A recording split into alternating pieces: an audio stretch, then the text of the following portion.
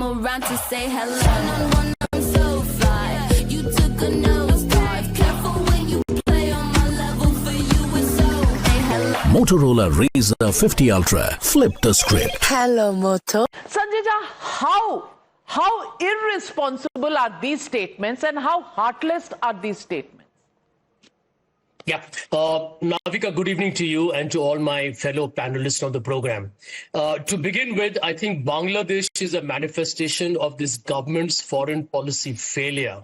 And, Rashid Alvi, let me tell you straightforward, is not a mainstream Congress leader. He does make his observations. I keep reading them from time to time. But the Congress party's official standpoint is very clear.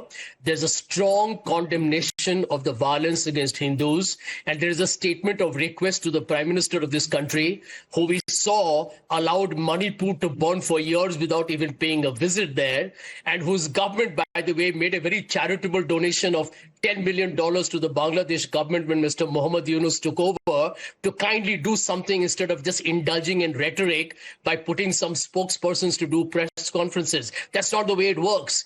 The reason why Hindus in Bangladesh are actually at grave risk, yes, it's true, Bangladesh is becoming extremely Islamist in terms of its violence, and it's important that that radicalization doesn't lead to the minorities being targeted, something that Priyanka Gandhi Vadra was very explicit on in Parliament and outside.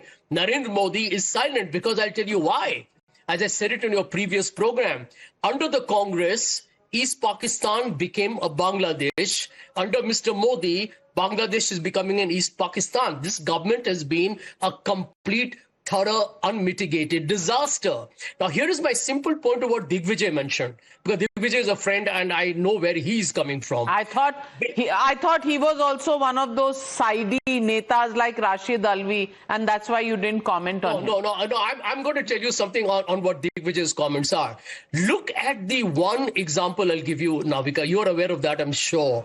In an event in Delhi, sponsored by the Union Ministry of Culture, attended by 3 ministers, including one from the Delhi government, so 4 ministers of the BJP, there is an open call for deportation of Muslims from the country, ethnic cleansing, actually talking about producing more children, changing the constitution. I mean, there is a blatant genocide call. It's happening in broad daylight under Narendra Modi's nose. And this government does nothing. So if the Congress party is right now saying, you've seen the lynching that happened in Kerala. We know who is involved in that. The members of the Sangh Parivar are involved. We know what happened in Nevada in Bihar, where somebody's clothes were removed, religious identity established, and then he was slaughtered in cold blood.